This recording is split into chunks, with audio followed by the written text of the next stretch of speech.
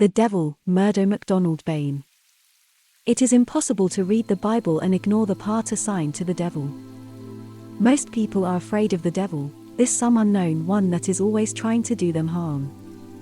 This devil is depicted to exist in hell, a place having no locality but very vivid in the imagination, waiting to pitchfork you into red flames belching forth from hell, known as the bottomless pit. What we are going to do in this letter is not to imagine the devil but deal with him by pure reason. There was once a little lad well advanced for his age. He was forced by his parents to go to Sunday school, which he detested. He had already told his parents many times that he did not believe what the minister said. So one Sunday the minister said that the devil lived in a bottomless pit, and this bottomless pit was filled with brimstone and fire. After the address was over, the minister asked if anyone wanted to ask a question. So the little lad put up his hand. The minister, "Well, my little man, what is your question?" And the little lad replied, "Will you tell us how a bottomless pit can be filled with anything?" This floored the minister, and afterwards this little man was not welcome at the Sunday school, much to his delight. The question in your minds now is, what is meant by the devil? And I will begin with what is self-evident, that God and the devil must be the exact opposite to each other. Whatever God is, the devil is not. Now since God alone is, then the devil is not. Since God is being, the devil is not being. So we are met with the paradox that, though the Bible says so much about the devil does not exist, and it is precisely this fact of non-existence that makes up the devil. It is that power which in appearance is, and in reality is not. In a word, it is the power of the non-existent. All our growth towards perfect humanity must be the recognition of that which exists and not that which is non-existent. But because man's thought conceives the non-existent and gives it a substantive power of its own, this becomes a real power to the person that believes in it. This is the same old serpent that beguiled Eve in the Garden of Eden, the individual life, ignorant of its true nature, the serpent not raised up, the Son of Man not raised up. So we see that the devil is all a product of the mind that is ignorant of the all-existing life that underlies all and is ever expressing itself through form. It is the individual life in form, not seeing this is the cause of all confusion. There is only one power, even that which organizes the atoms into form, and that which maintains them in form in the distinct organism which seems separate, must be the mode of action of the same power. The building up power and the disintegrating power and the holding together power are all of the same origin, as well as the consciousness in man, which is man's own creative faculty. The question is often asked, why need the individual die?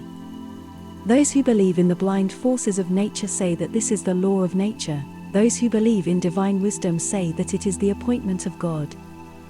But strange as it seems, both answers are wrong. That death is the will of God is emphatically denied in the Bible. In Hebrews we are told that the devil is the father of death. Death is the opposite of life, therefore does not exist. It is the individual ignorant of the principle of life, that believes in death, so this is the non-existent that exists in the mind.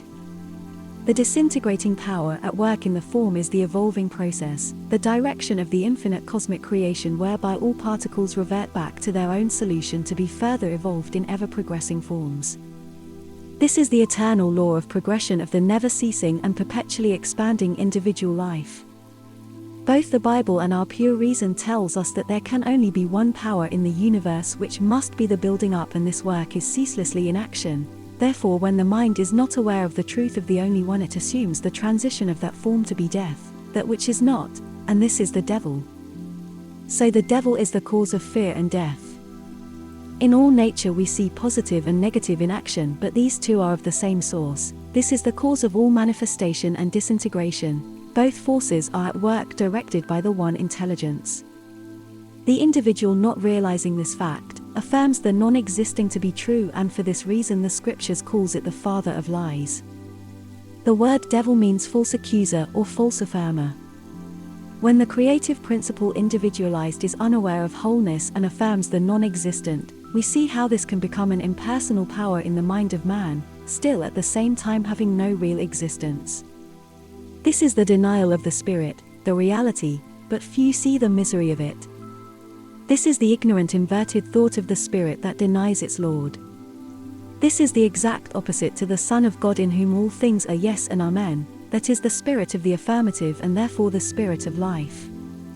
This is he who would destroy the power of death, the devil, and deliver all who, through fear of death, were all their lifetime subject to bondage. In Hebrews 2:14-15 we read thus. 14 For as much then as the children are partakers of flesh and blood, he also himself likewise partook of the same, and by his death he has destroyed him that hath the power of death, that is the devil. 15 And has released them who through fear of death all their lives were subject to slavery, bondage. We readily see that there can be no universal devil in the same sense as there is a universal God, therefore there can be no individual devils, only ignorant spirits, for we are all of the same spirit and no harm can come nigh to one who realizes this truth. There are many more aspects of which I can speak to you on the subject, but I want to bring home to you the importance of the removal of this limitation which is self-imposed. This must be done and can only be done by the removal of the barriers imposed upon the self by the self. There must be a constant breaking down of all limitation made by the devil and death till the self arrives at the point where there are no more barriers between it and the eternal, the self-made immortal, deathless, imperishable, everlasting, indestructible, and all abiding through understanding. The self is perfected because of its immortality. Wherever there is limitation, ignorance of this truth, there is sorrow, and man is always seeking a way. This only leads to struggle and exploitation. It is only when you recognize your struggle you will recognize your exploiters. You are seeking that freedom of that existence that cannot be touched by the non-existent. This can only be done when you recognize the non-existent for what it is, the Satan that blinds you to that which is real and eternal. This is the immortality of the individual. It is the I-ness in the self which causes all these barriers which separate, which create false realities. This I must be made immortal, imperishable, made pure through wholeness. Life fulfills itself in freedom which is eternity. This is the ocean into which all must enter, knowing that the true beginning of the self-discipline is understanding. Then you will know the difference between that which does exist and that which does not exist. The devil is dethroned, never again to rise up in your mind to confuse you. Get thee behind me, Satan. The head of the serpent, the deceiving element, is forever crushed, never to rise up again. For if the devil was a reality, man could not destroy him, nor could he say, Get thee behind me, Satan. Any realm divided against itself comes to ruin, house after house falls down. If Satan is indeed divided against himself, how can his realm stand? Benediction. O Mother of all creation, all that I know is thine. My innermost thoughts are known to thee because we are one. All the barriers between us have vanished, for thou alone dost exist and ever will. Thou art the Christ, the Buddha, the Krishna, born in the flesh, visible and invisible, personal and impersonal. Thy cosmic infinitude appears in cosmic finitude. So do thou appear visible and living, eternal and free, O Blessed One. O thou ocean of life, thou hast absorbed the ripples I created in my ignorance, and now I know. I am in thee and thou art in me. Peace and my love remain with you. Yours sincerely, 𝗦 MacDonald-Bayne.